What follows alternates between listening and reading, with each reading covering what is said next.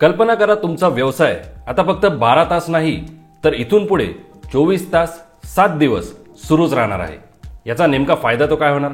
बऱ्याचशा कस्टमर्सला दिवसा यायला जमत नाही, ते रात्रीचा वेळ काढून तुमच्या दुकानात येऊ शकतात, तुमच्या व्यवसायाच्या ठिकाणी येऊ शकतात। त्याचप्रमाणे जर व्यवसाय हा तुमचा दिवसभरात चालत नसेल तर तो रात्री सुद्धा सुरू ठेवल्यामुळे तुम्हाला अधिकचा फायदा होऊ शकतो, अधिक व्यवसायाला संधी मिळू शकते। असाच एक ऐतिहासिक आणि महत्त्वपूर्ण निर्णय घेण्यात आला आहे महाराष्ट्र सरकारकडून, ज्यांनी नुकतंच एक सर्क्युलर इश्यू केला आहे, ज्यामध्ये आता व्यावसायिकांना त्यांचा बिझनेस, त्यांचा व्यवसाय हा सुरू ठेवता येणार असल्याची माहिती देण्यात आली आहे। त्यामध्ये बरेचसे इन्स्ट्रक्शन्स दिलेले आहे, वेगवेगळ्या अटी टाकण्यात आल्या आहे। त्याचप्रमाणे कोणत्या व्यवसायांना 24/7 24 तास 7 दिवस त्यांचे व्यवसाय सुरू ठेवता येतील, कोणाला व्यवसाय सुरू ठेवता येणार नाही, सगळी काही माहिती त्या सर्क्युलरमध्ये दिलेली आहे, ज्याची माहिती आजच्या या व्हिडिओमध्ये आपण जाणून घेणार आहोत। म्हणूनच जर तुम्ही व्यवसाय करत असाल, व्यवसाय करण्याच्या विचारात असाल तर सरकारकडून आलेली ही माहिती नक्की समजून घ्या आणि तुमच्या व्यवसायाला एक नवीन दिशा द्या। तर सर्क्युलर आला आहे Maharashtra industries labour and energy डिपार्टमेंटकडून।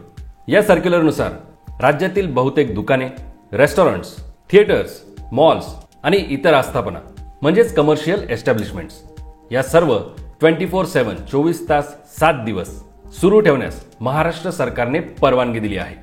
तर राज्यातील सर्व दुकाने, hotels, malls, theatres, entertainment places आणि जनरल कमर्शियल एस्टॅब्लिशमेंट्स ही दिवस रात्र सुरू ठेवता येणार आहे, ज्यामुळे रोजगाराच्या संधी वाढतील, ग्राहकांना एक सोय मिळेल आणि व्यावसायिकांना त्यांचा बिझनेस वाढवण्याची संधी सुद्धा। आता या सर्वांना परवानगी जरी मिळालेली असली, जिथे लिकर ही सर्व केली जाते, विकली जाते, अशा सर्व ठिकाणांना या निर्णयातून वगळण्यात आलेले आहे। म्हणजेच wine shops, beer bar, permit rooms, हुक्का पार्लर्स, डिस्कोथेक्स, डीजे नाईट्स या सर्व ठिकाणी जिथे अल्कोहोल विकलं जातं, सर्व केलं जातं, त्या सर्व ठिकाणांना या निर्णयातून वगळण्यात आलेलं आहे। त्यांना अशी परवानगी नसणार आहे।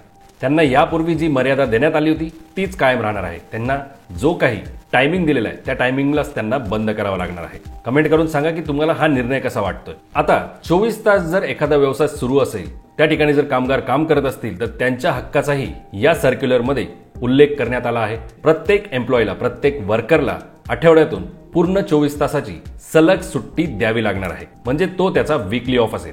यामुळे बिझनेस तर सुरू राहीलच, पण स्टाफचा हक्क सुद्धा मारला जाणार नाही। शासनाने स्पष्ट सांगितलेलं आहे, कायदेशीर परवानगी असलेल्या एस्टॅब्लिशमेंट्स यांना स्थानिक प्रशासन आणि पोलिसांनी जबरदस्तीने त्यांची दुकाने बंद पाडण्यासाठी त्रास देऊ नये। जर एखादं शॉप, हॉटेल किंवा मॉल 24 तास 7 दिवस त्यांना ते उघडं ठेवायचं असेल तर ऍडमिनिस्ट्रेशन त्यांना अडवू शकणार नाही। आता हा निर्णय कशाच्या आधारावर घेण्यात आला तर Maharashtra shops and establishments regulations of employment and conditions of service act 2017 या कायद्याच्या आधारे हा निर्णय घेण्यात आला आहे।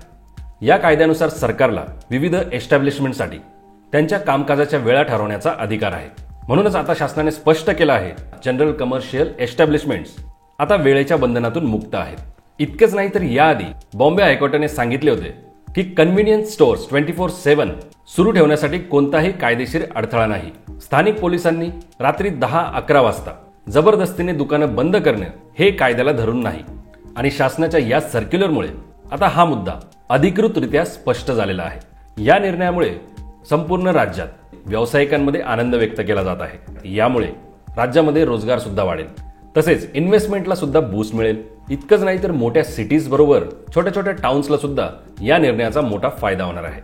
पण इथे काही अटी आणि जबाबदाऱ्या सुद्धा आहेत। प्रत्येक एस्टॅब्लिशमेंटने या सर्क्युलरमध्ये दिलेला एम्प्लॉईचा राईट त्याचा आदर करणे बंधनकारक असेल, म्हणजे जी 24 तासांची सुट्टी सांगितलेली आहे त्याचा आदर करणे बंधनकारक असणार आहे। सेफ्टी आणि लॉ अँड ऑर्डरची जबाबदारी सुद्धा ही त्या आस्थापनांची, त्या एस्टॅब्लिशमेंटचीच असणार आहे। तर तिथे लॉ अँड ऑर्डर पाळली जाईल याची जबाबदारी सुद्धा त्या व्यावसायिकाचीच असणार आहे। त्याचप्रमाणे कस्टमर्सच्या सुरक्षिततेची सर्व सोय, आवश्यक फॅसिलिटीज ठेवणे सुद्धा बंधनकारक असेल। निर्णय जरी आलेला असला तरी सुद्धा स्थानिक प्रशासनाला त्या दुकानदाराने, त्या व्यावसायिकाने त्यांचा व्यवसाय हा 24 तास ते उघडं ठेवणार आहे अशी पूर्वकल्पना दिलेलं अधिक सुलभ राहील। तर मित्रांनो, महाराष्ट्र सरकारच्या या महत्त्वाच्या निर्णयामुळे व्यावसायिकांमध्ये आनंदाचं वातावरण आहे। तर कमेंट करून तुम्ही सांगा तुम्हाला काय वाटतं। या निर्णयामुळे गुन्हेगारी वाढू शकते का? या निर्णयामुळे ग्राहकांची सुरक्षा असू शकते का? दिलेल्या या निर्णयामुळे रोजगार वाढू शकतो का? जर तुम्हाला हा निर्णय योग्य वाटत असेल तरी कमेंट करा. अयोग्य वाटत असेल तर काय अयोग्य वाटतंय तरीही कमेंट करा. धन्यवाद. जय हिंद, जय महाराष्ट्र.